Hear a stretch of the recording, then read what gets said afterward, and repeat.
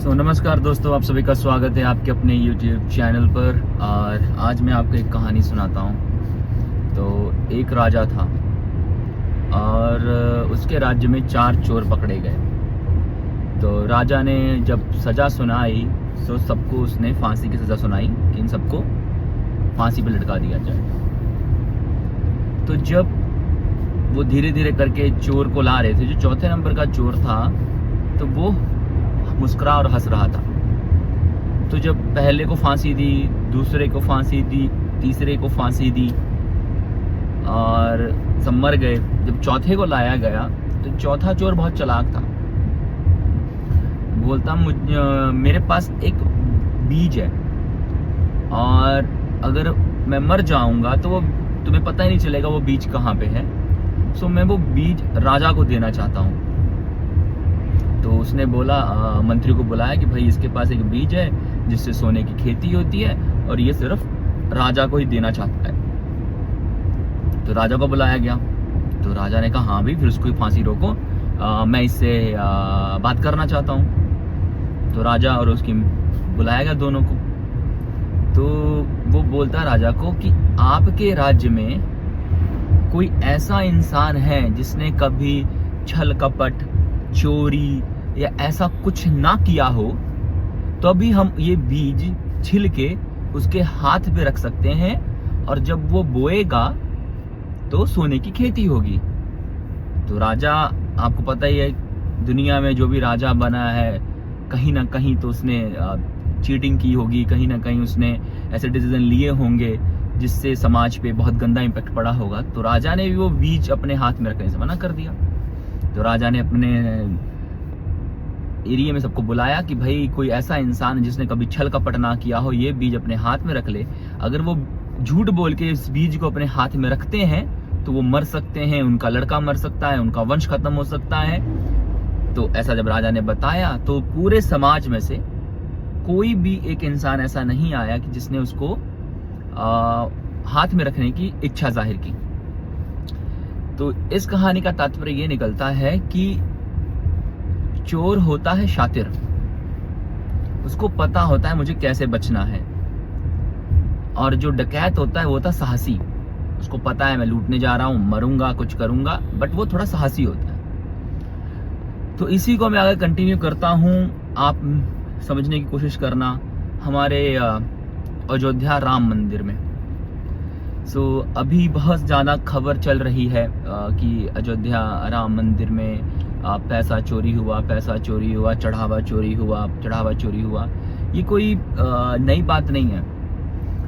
जब 1992 में ये राम मंदिर आंदोलन हुआ तो उस टाइम भी वहाँ के जो मुख्य पुजारी थे और वहाँ के जो अखाड़ा के हेड थे, उन्होंने BHP विश्व हिंदू परिषद पर इल्ज़ाम लगाया था कि इन्होंने क्योंकि जब आपको पता है अपने सनातन धर्म में जब भी कोई चीज़ भगवान से जुड़ी होती है या उस स्थान से जुड़ी होती है, लोग बहुत उठ के दान करते हैं, बहुत उठ के सेवा करते हैं। कहते उस टाइम पे उन्होंने लगाया था कि विश्व हिंदू परिषद ने इतना पैसा चोरी किया है। लेकिन आपको पता ही है कि उस टाइम विश्व हिंदू परिषद बीजेपी के साथ, अभी भी वो बीजेपी के साथ, तो वो पैसा किसी को मालूम ही नहीं कहाँ पे यूज़ किया गया, कहाँ पे यूटिलाइज किया गया। और दूसरी चीज़ मैं बोलना चाहता हूँ कि राम मंदिर से भारत में कई सरकारें बनी, कई सरकारें गिरी और कई सरकारें अभी सत्ता से बाहर चल रही हैं। सबसे पहले आप चले जाइए, राजीव गांधी ने जब हिंदू राम मंदिर का ताला खोला था तो आपको पता है उनको कितना विरोध देखना पड़ा था दूसरे समाज का। फिर वही 1992 में मुलायम सिंह यादव ने जब कार सेवक के ऊपर गोलियां चलवाई, मुल्ला मुलायम बन के, और उनकी कितने लॉन्ग टर्म तक यूपी में सरकार रही।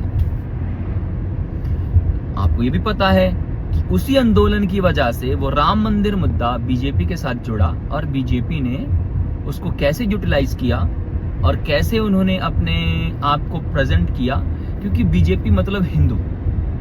अगर आप भारत में किसी को बोलिए कि भाई मैं बीजेपी सपोर्टर हूँ और सॉरी, मैं राम मंदिर में जाता हूँ, मैं हिंदू, मैं सनातन सपोर्टर हूँ। लोगों की मेंटालिटी ऐसी चेंज हो गई है, लोग सोचते हैं कि ये बीजेपी को सपोर्ट करते हैं। वो बीजेपी के लिए अच्छा है, लेकिन एक कॉमन इंसान के लिए अच्छा नहीं है। चाहे वो वोट कर रहा होगा कांग्रेस को या वोट कर रहा होगा किसी अनदर पार्टी को, बट जो एक न्यूज़ जाएगी, जो एक इंफॉर्मेशन जाएगी कि भाई ये सनातनी है, ये राम मंदिर में आया है, तो ये मोदी को वोट करता होगा। मैं एग्जांपल देता हूँ, मैं सन 2024 में जब अयोध्या गया, और जब मैं अयोध्या गया दर्शन करने के लिए, और जब मैंने उनसे बात करी, तो चुनाव आने वाले थे महाराष्ट्र के कि नहीं, लोकसभा के ही चुनाव थे कहीं, मैं दिमाग में नहीं आ रहा, वो चुनाव थे। तो मैं वहाँ पे कुछ लोगों से बात कर रहा था। मैंने ऐसा बोला कि अरे मोदी ने तो कितना अच्छा काम किया, मंदिर बन गया। तो मैं बोला, आरती में बैठे थे, मैंने कहा फिर किसको वोट दोगे? तो वो बोलते कि हम तो महाराष्ट्र से हैं, हम तो उद्धव ठाकरे को वोट देंगे। मैंने कहा है, समझ रहे हो कि जरूरी नहीं है कि कोई राम मंदिर, कोई हिंदू अपना पूजा पाठ कर रहा है तो वो बीजेपी को ही सपोर्ट करता है। इसलिए मैं बहुत एक मैसेज देना चाहता हूँ कि अगर आप मोदी को गाली दे रहे हो, दैट मीन्स आपको हिंदू को गाली देने की जरूरत नहीं है। वो चीजें बहुत अलग है, बहुत ज्यादा ही अलग है। और चलिए हम वापस आते हैं अपने मुद्दे पे, जो मंदिर में चोरी हुई है। ये तो बहुत छोटी चीज है, क्योंकि अभी जो इंफॉर्मेशन निकल के आ रही है कि 40 दिन में एक आदमी कैमरे के अंदर चोरी कर रहा है। 40 दिन के अंदर 70 बार मंदिर में चोरी हुई है। 40 दिन के अंदर आप खुद ही समझ सकते हैं कि 40 दिन के अंदर 70 बार मंदिर में चोरी हुई है, कैमरे के अंदर चोरी हुई है। और एक आदमी बहुत पहले से उसके लिए आवाज उठा रहा है, उसको उसकी जॉब से निकाल दिया जाता है। अगर ये खबर अखिलेश यादव ने नाट अपने इसके बारे में बोला होता, तो ये मुद्दा मुझे नहीं लगता कोई बीजेपी इसको इतना बाहर आने देती। और आप देखेंगे 7 जून को अखिलेश यादव ने बोला, 10 जून को बीजेपी के जो प्रदेश अध्यक्ष हैं उन्होंने इसको बोला, हाँ मंदिर में चोरी हुई है। और मंदिर में चोरी इतनी छोटी नहीं है जैसे वो बोल रहे हैं कि गोबर के नीचे इतना लाखों में पैसा निकला। बहुत छोटी चीज बोल रहे हैं। मंदिर में एक दिन का चढ़ावा 8 से 13 लाख रुपए के बीच का है नॉर्मल डेज में। और अगर आप महाकुंभ की तारीखों को देखें तो महाकुंभ में ये चीजें, मैं कहता हूं, दुगना तिगना चौगना से भी ऊपर थी, क्योंकि लोग तब महाकुंभ जा रहे थे, अयोध्या जा रहे थे, वाराणसी, एक साथ सब लोग जा रहे थे। तो उस टाइम पे कितना पैसा चोरी हुआ होगा। दूसरी बात, कहते जब ये 2019 5 अगस्त को मंदिर का जब इन्होंने शिलान्यास किया, उसके बाद मंदिर के आसपास की जितनी जमीन है वो इतनी महंगी हो गई। अगर आप, चलो वो कहीं से निकलेगा नहीं, वो सरकार ही जाने, अगर आप इस चीज को थोड़ा गहराई से देखें, वहां पे अगर एक बिस्वा मतलब कि 1300 स्क्वायर फीट के आसपास की जगह जो 1 करोड़ रुपए की थी, उसको 14 करोड़ रुपया, मतलब उसका दुगना तिगना देके खरीदने वाला कौन है? मंदिर का ट्रस्टी। ठीक है, तो इन्होंने सबसे ज्यादा पहले वहां पे चीजें महंगी करी कि एक आम इंसान उस जगह को अफोर्ड ही ना कर पाए। चलो उसके कई और रीजन होंगे कि भाई कोई और आके यहाँ पे ना बसे, कोई और चीजें यहाँ पे ना हो। मैं उस पहलू को समझता हूँ कि उन्होंने वो ज्यादा से ज्यादा जगह मंदिर के पास रखने की कोशिश करी, ठीक है, और जिसमें वो सफल भी रहे। लेकिन जब मोदी जी ने अनाउंस किया कि 22 जनवरी 2024 को मैं मंदिर का उद्घाटन करूंगा, आपको पता होना चाहिए कि उस टाइम मंदिर में जो मटेरियल, जो कंस्ट्रक्शन के लिए चीजें, जो ठेकेदारों को 10 रुपए के बदले 400 रुपए दिए गए, दैट मीन्स वो उनके पास इतना शॉर्टर पीरियड ऑफ टाइम था काम खत्म करने का कि मोदी साहब उसका शिलान्यास कर सके। और वो पैसा कहां से? वो पैसा सरकार का तो था नहीं, वो पैसा एक आम इंसान, मैं गारंटी से चीज बोल सकता हूं कि भारत में और भारत से बाहर रहने वाले जितने भी हिंदू सनातनी हैं, उन्होंने अपनी जेब से कुछ ना कुछ, 1 रुपया हो, 10 रुपया हो, 100 रुपया हो, 1000, कुछ ना कुछ उन्होंने मंदिर को लेकर दान किया।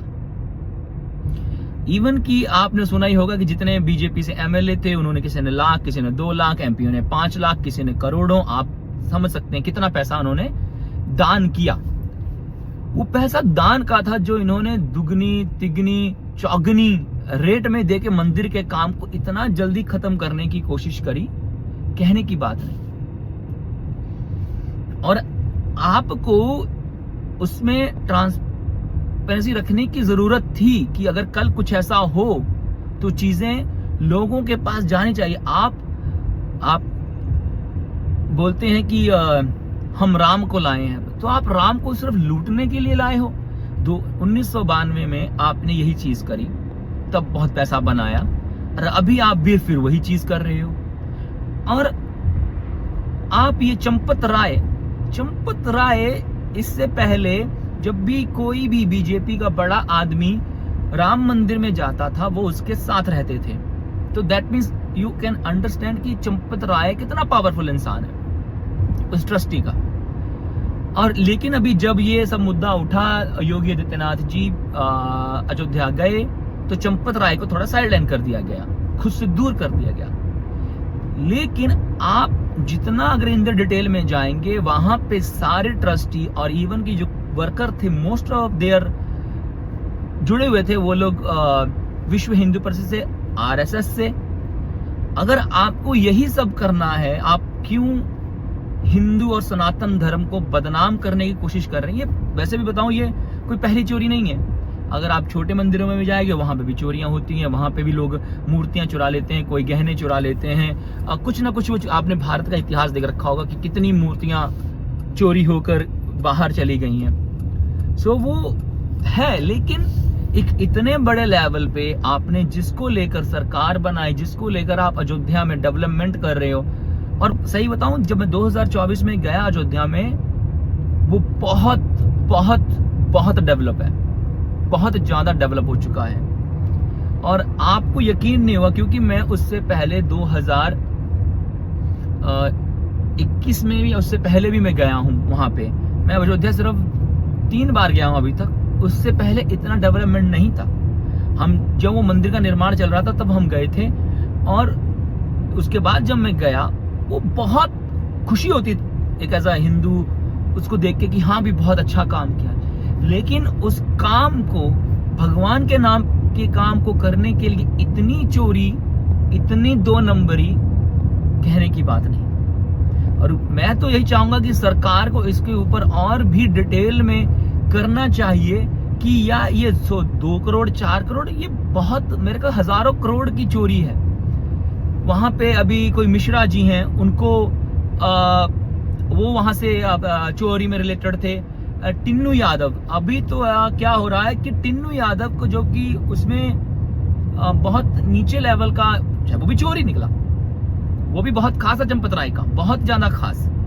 सो टिन्नू यादव, जिसके पास पहले साइकिल से चलता था, आज उसके पास एक बहुत बढ़िया गाड़ी है, बहुत अच्छी पोर्श जगह पे लैंड है। कहते हैं वहां पे जो बोलने बोलते कि जब हम लोग पहले आते तो टिन्नू यादव टेम्पू या कुछ ऐसे चलाता था, तो बहुत दर्शन करवाता था मंदिर में, तो वो बहुत प्यार से मिलता था। कहते जब वो टिन्नू यादव को उस पोजीशन पे रखा गया, कहते वो लोगों से बात तक नहीं करता था, और वो बहुत, अगर उसको टिन्नू यादव जी ना बोला जाए तो उसको गुस्सा आता था। मैं एक छोटा सा एग्जांपल दे रहा हूँ। सोचिए इसके ऊपर जो ये मिश्रा और अलग लोग हैं, वो उनका क्या रुतबा होगा, वो कैसे डील कर रहे होंगे। आप भगवान के घर में रह के इतने अहंकार के साथ, इतनी छलता के साथ आप चोरी कर रहे हैं, और क्या बोलूं उसके बारे में। लेकिन अभी तो यही है कि योगी जी इस सब चीजों के ऊपर अच्छे से कार्य करें और अच्छी से रिपोर्ट दें कि जो दूध का दूध और पानी का पानी है, उसमें ये ना हो कि किसी को बचाया जाए, किसी को कुछ किया जाए। अगर चाहे वो आरएसएस जुड़ा हो, चाहे वो विश्व हिंदू परिषद से जुड़ा हो, चोरी हुई है, हिंदुओं के साथ खिलवाड़ कर रही है, तो इसको रोकना चाहिए। इसको ये नहीं बोलना चाहिए कि जब रैली हो रही है कि राम मंदिर के ऊपर कोई बयानबाजी नहीं होनी चाहिए, अपमान नहीं होना चाहिए, अगर अखिलेश यादव उसके बारे में नहीं बोलते तो वो चीज क्या बाहर आती? क्योंकि उसकी कंप्लेन पहले से भी हो रखी है कि जब मंदिर बन रहा था वहां पे कुछ लोग अच्छे जो आरएसएस और बीएचपी से जुड़े हुए थे, जो इंजीनियर्स थे, उन्होंने बोला कि भाई यह मिट्टी दुगनी तिगनी रेट में बेची जा रही है, लाई जा रही है, ये सही नहीं है। तब भी उनको धमकाया गया, उनको काम ठेका से निकालने की बात करी गई, उनको तब नहीं हुआ। अगर अखिलेश यादव इसकी चीज को ना हाईलाइट करते तो मेरे ख्याल से ये चीज कभी भी बीजेपी बाहर नहीं आने देती, कभी भी बाहर नहीं आने देती। अभी तो एक मैं बयान सुन रहा था, हमारे महाराष्ट्र के उद्धव ठाकरे के जो सलाहकार हैं संजय राउत, वो बोल रहे हैं कि बीजेपी ने ये पैसा दूसरी पार्टियों को तोड़ने के लिए यूज किया है। और चलो ये पॉलिटिक्स है, सब लोग इस पे बयानबाजी करेंगे, बट एज ए इंडिविजुअल हम तो यही चाहते हैं कि राम मंदिर के मुद्दे को पॉलिटिक्स से दूर करके सही डिसीजन के साथ इस पे डिसीजन लिया जाए कि आगे आने वाले टाइम में ऐसी कोई चीज इस पे घटित ना हो, ऐसा कुछ भी सुनने को ना मिले। और जो चीजें, जो जमीनें हमने अयोध्या में महंगी कर रखी हैं, जो एक आम इंसान अफोर्ड नहीं कर सकता है, वहां का एक नागरिक वहां का अफोर्ड नहीं कर सकता है, क्योंकि हम उसका दाम इतना बढ़ा दे रहे हैं कि वो सोने से भी महंगी हो रही है। तो सरकार को इन चीजों को भी देखना चाहिए, एक सिस्टम होना चाहिए कि आसपास की लैंड कितने की बिक सकती है, ये नहीं कि 10 रुपए की चीज को आप 1000 रुपए में बेच दीजिए। चलिए दोस्तों, मैं अपनी बात यहीं रखता हूं और सभी को जय श्री राम, भारत माता की जय, धन्यवाद।